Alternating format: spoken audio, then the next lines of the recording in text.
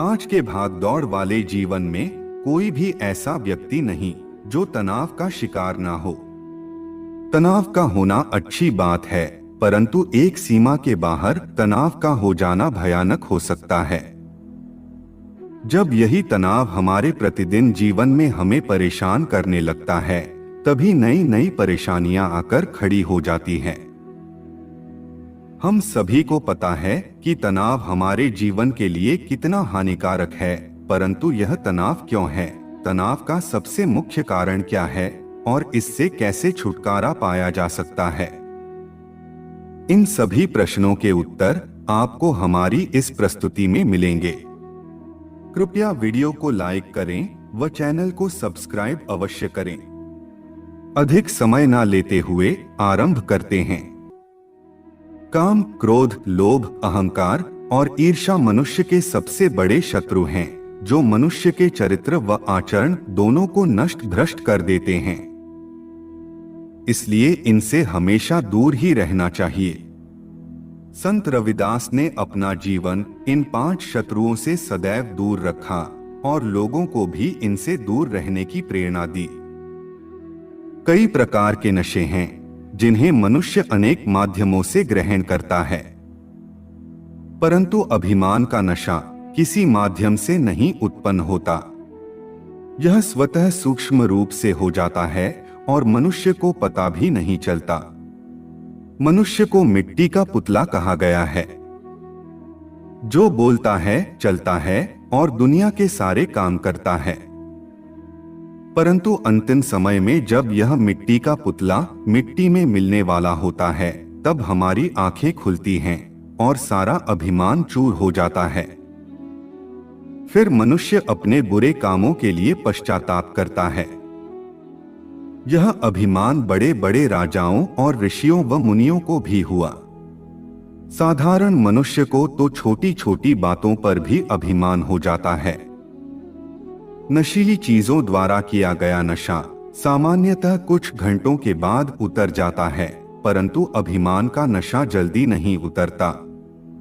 वह जीवन भर ऐसा चढ़ा रहता है कि अंतिम समय में ही उतरता है, लेकिन तब तक बहुत देर हो चुकी होती है और तब पश्चाताप ही शेष रह जाता है। प्राचीन धार्मिक ग्रंथ कहते हैं कि अभिमान एक ऐसा चोर है जो मनुष्य के जीवन का आनंद और ज्ञान चुरा लेता है तथा जीवन को विपत्तियों में डाल देता है। अभिमान रूपी चोर मनुष्य के जीवन में चुपके से आता है और उसका आनंद, बुद्धि तथा ज्ञान सब कुछ चुरा लेता है। ऐसी स्थिति में वह उसे दीमक की तरह खाकर उसका जीवन खोखला कर देता है। जिस प्रकार किसी पात्र में रखा तेजाब उस पात्र को ही खा जाता है, उसी प्रकार अभिमान का नशा जीवन रूपी पात्र को खा जाता है। हिरण्यकशिपु और रावण अभिमान के कारण ही अंततः मारे गए थे। महाभारत युद्ध का कारण भी अभिमान ही था। आज बड़े बड़े देशों में तनाव है, वह भी केवल अभिमान के कारण। माया की चकाचौंध में मनुष्य यह भूल जाता है कि मैं क्या हूं।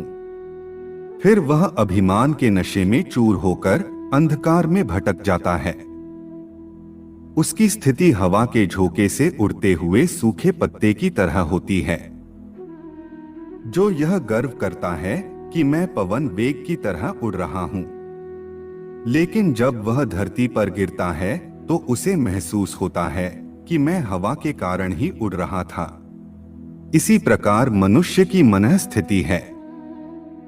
वह अभिमान के नशे में यह भूल जाता है कि उसके पास अपना कोई बल नहीं है, बल्कि एक चेतन शक्ति है जिसके कारण उसका अस्तित्व है।